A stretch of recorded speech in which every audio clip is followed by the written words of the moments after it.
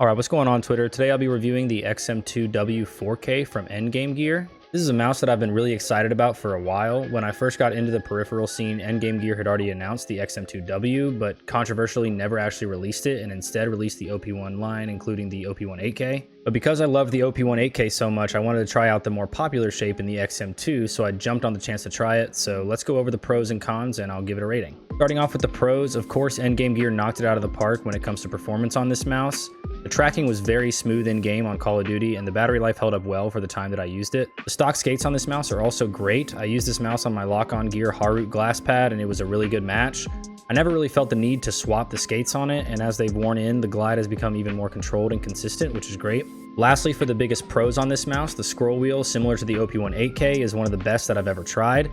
The click feedback is very tactile and solid, which is exactly what I look for in a scroll wheel, so I was definitely impressed by that. I also wanted to mention, as sort of an honorable mention of the pros, that the software is amazing on Endgame gear products. It's simple with very little UI elements, which I like a lot. Just give me the settings on my mouse and nothing else, and they do just that.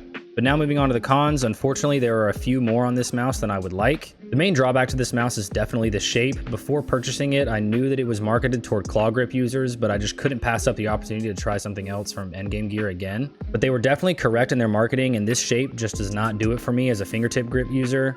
The sides are way too tapered for my liking, and the mouse just got a fat ass that kind of gets in the way during gameplay. Surprisingly, the clicks are another drawback here. They felt really rattly and had a lot of post travel, which is very unlike the OP1 8K, which has some amazing clicks.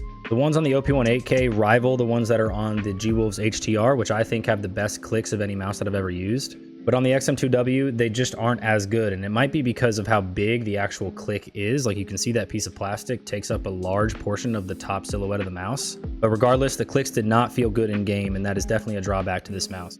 Lastly, the coating isn't amazing on the mouse, and again, that's a big surprise as the one on the OP1 8K is amazing. Maybe this is because I went for the White Frost edition, but regardless, it isn't really up to par with some of the best coatings on the market, so definitely something that I noticed while using the mouse. Overall, for a rating, I would give this mouse a solid 3 out of 5. It is by no means a bad mouse, and I'm sure gamers with larger hands who use claw grip or palm grip would love it, but for me, I really just can't get over the shape of it.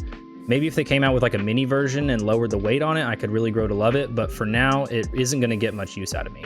Anyways, that's going to wrap up my review of the XM2w 4K. Thanks so much for watching, and I will see you in the next one.